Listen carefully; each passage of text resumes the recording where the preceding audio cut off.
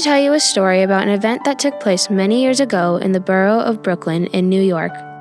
The year was 1947. The country still had painful memories of the Great War that had recently been fought, but they were bravely trying to move on.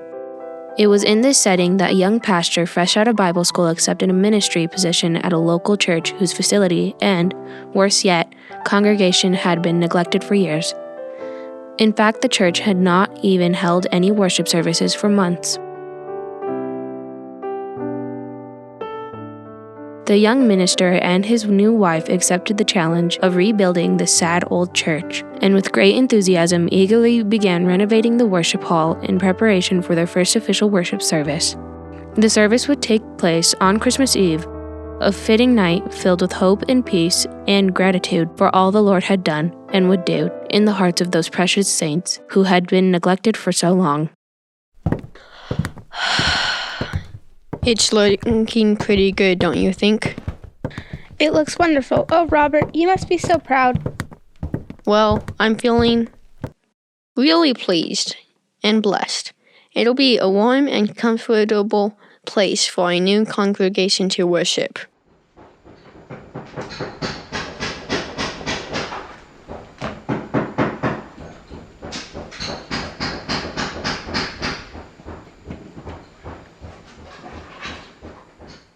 The pastor and his wife worked hard repairing pews, plastering walls, and painting everything.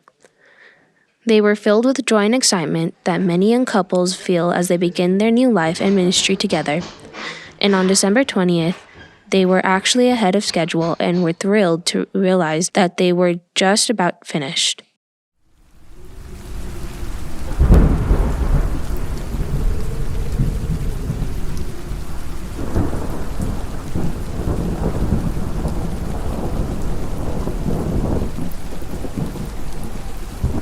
But on December 21st, a terrible, unrelenting storm pounded Brooklyn for more than 2 days. On the 23rd of December, as the storm still raged, the young pastor bravely made his way over to the church. As he entered the building, his heart sank.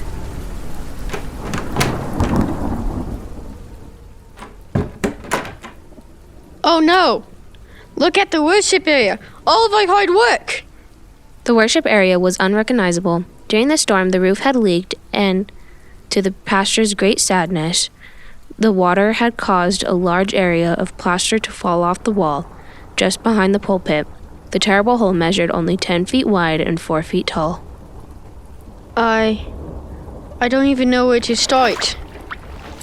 The young man cleaned up the mess as best as he could, and fighting off discouragement, decided to call his wife with the bad news before he headed home.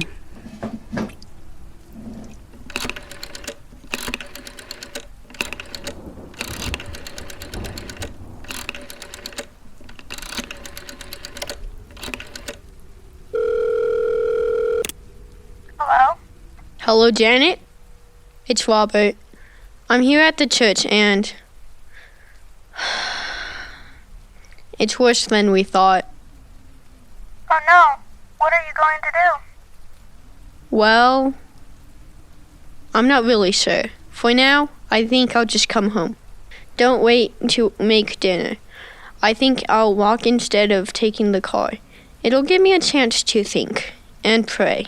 I'll come back and get the car in the morning.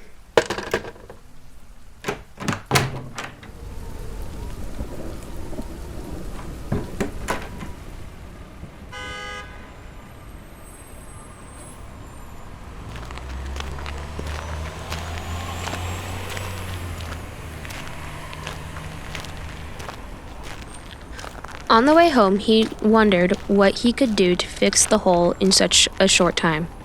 The task was daunting, and he even worried if he should cancel the Christmas Eve service scheduled for the next day. He silently yet passionately cried out to God for wisdom and guidance. Father, I have no idea what to do. I'm at a complete loss. Please, give me your wisdom. As he walked through the neighborhood, he noticed a local business was hosting a flea market type of sale to raise money for charity, so he stopped in.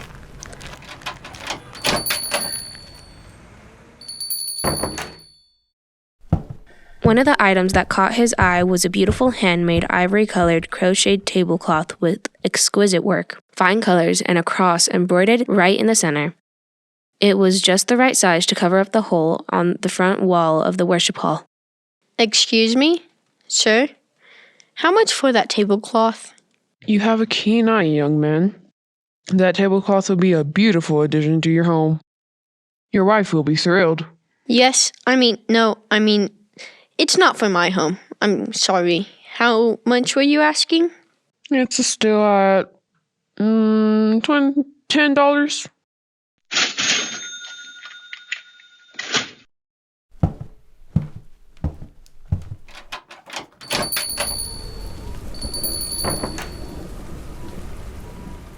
He bought it and headed back to the church, thanking God for his provision. By the time the rain had turned into snow, but the young minister didn't seem to even notice. His heart was a little lighter now, and his step a little quicker as he headed back to the church to hang the magnificent tablecloth. As he walked, he noticed a woman hurrying from the opposite direction trying to catch the bus that stopped in front of his church.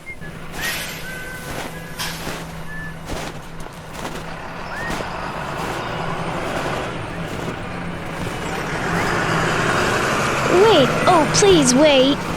But, unfortunately, the bus pulled away from the stop before she could catch up. Excuse me, sir, do you know when the next bus leaves this stop? I don't think another bus comes this way for quite some time. The pastor seemed to sense a deep sadness in her. He suspected that her age was younger than what she appeared, that somehow whatever wound she bore had robbed her from her youth. He felt compassion for her and invited her to wait in the warm church for the next bus, which they discovered would not be along for another 45 minutes. Oh, thank you, sir. You're very kind. It's my pleasure. By the way, my name is Robert. My wife and I just moved here to Brooklyn to pastor a small church a few blocks from here. My name is Maria. It's very nice to meet you, Maria.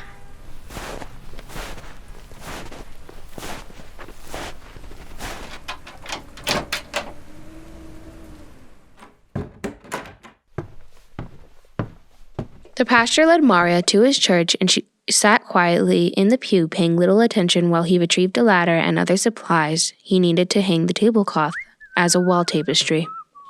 The young man whistled pleasantly while he worked, and once finished, he stepped back to admire his work. Oh my! He could hardly believe how beautiful it looked. The tablecloth covered the unsightly hole perfectly and actually added a touch of grace and charm to the old building. Thank you, Lord. Thank you for your provision. He was so entranced by the beauty of the tablecloth that he didn't notice the woman slowly making her way down the center aisle and up onto the platform. When he did notice her, her face was ashen, her voice was trembling. Pastor, where did you get that tablecloth? The pastor explained. Would you mind checking in the lower right corner to see if the initials MBG are crocheted into there? Sure. Let me check. Why, yes, there are. MBG. How did you know? Those are my initials. I made that tablecloth 10 years ago when I was still living in Austria. Maria explained that before the war, she had crocheted the tablecloth for her new husband as a gift. He was especially fond of it because of the time and love that went into making it. They were young and in love, but when the war came, she was forced to leave her home. Her husband had promised to join her the following week, but before he arrived, she was captured, sent to a prison work camp, and never saw her husband or her home again. The young pastor was deeply moved. Maria, please let me return the tablecloth. It's yours. No, I want you to keep it for your church. It really does look beautiful on your wall, and I think my husband would be very pleased to know it's being used in this way. You're very kind. Well, let me drive you home. It's the least I can do for your beautiful and generous gift. Maria gratefully accepted and explained that she lived on the other side of Staten Island and was only in Brooklyn for the day for a house cleaning job.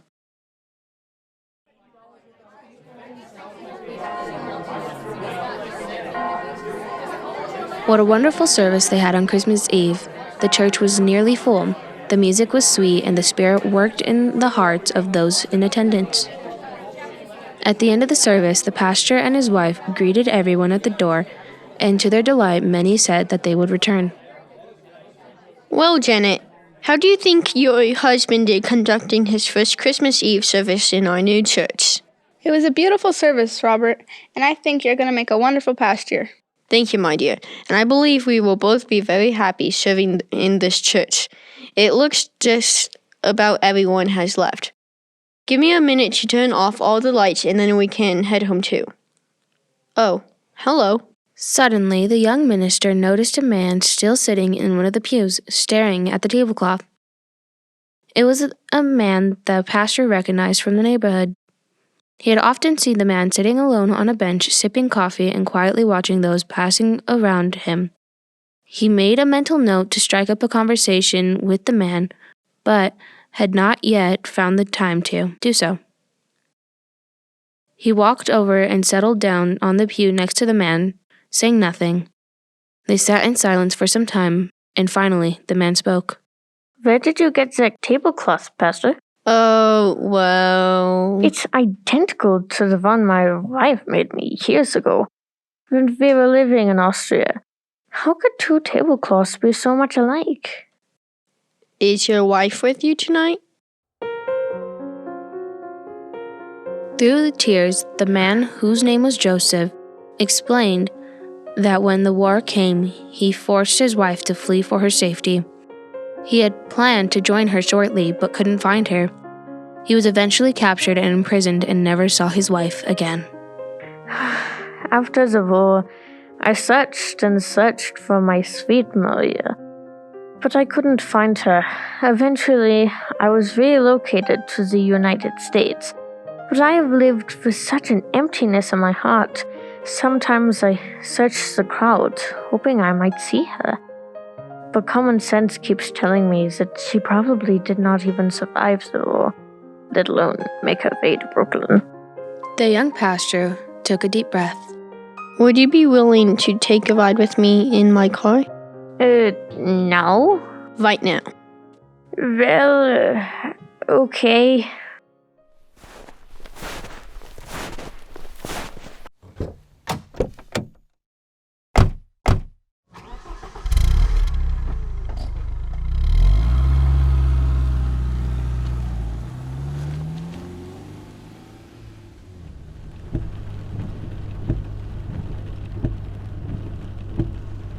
Each man sat silently as they drove to Staten Island, to the same house the pastor had taken Maria just a day before.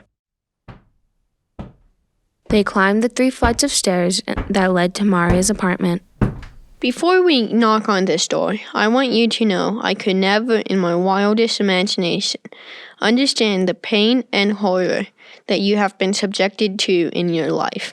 But I want you to prepare yourself, because you are about to experience a miracle from God.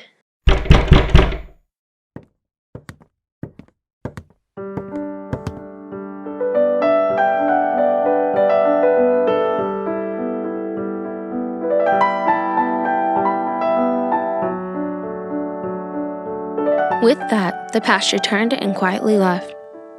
But before he reached the bottom floor, his ears were treated to the heavenly sounds of the most joyful Christmas reunion he could have ever imagined.